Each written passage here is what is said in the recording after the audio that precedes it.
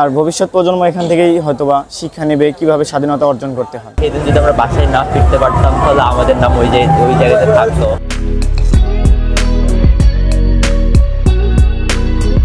24-এর গণ অভ্যুত্থানে নিহত হয়েছেন অসংখ্য ছাত্র জনতা। তাদের স্মৃতি ধরে রাখতে বগুড়া শিল্প ও বাণিজ্য মেলায় স্থান পেয়েছে 36 জুলাই প্যাভিলিয়ন। আর এই প্যাভিলিয়নে এসে গণ অভ্যুত্থানের স্মৃতিচারণ করছেন মেলায় ঘুরতে আসা দর্শনার্থীরা।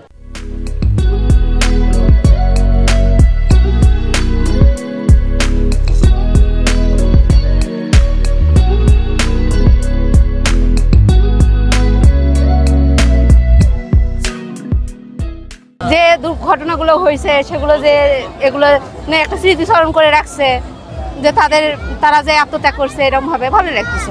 মেলা যে কর্নারটা করা সেটা অত্যন্ত গুরুত্বপূর্ণ আমাদের পরের প্রজন্মের জন্য। আমার কাছে এটা খুবই ভালো লেগেছে।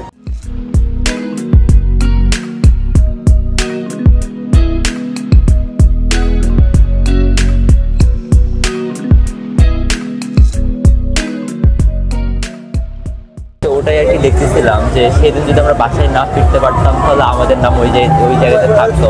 এরকম সুন্দর একটা স্মৃতি দেখে খুবই মুগ্ধ হচ্ছি। আর ভবিষ্যৎ প্রজন্ম এখান থেকেই হয়তোবা শিক্ষা নেবে কিভাবে স্বাধীনতা অর্জন করতে হয়। যে স্টলটা করা হয়েছে স্মৃতিচারণে, এটা একটা অনেক ভালো একটি উদ্যোগ হয়েছে। ভবিষ্যৎ প্রজন্মে অনেক কিছু শিখতে দেখতে পারবে এখান থেকে, এই মেসেজগুলো দেখতে পাবে কিভাবে স্বৈরাচার হাসিনাকে পদত্যাগ করানো হয়েছে।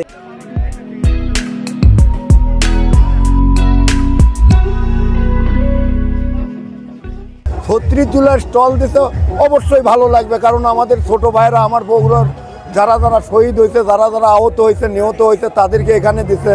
আমরাও খুশি, বগুড়াবাসীও জানুক।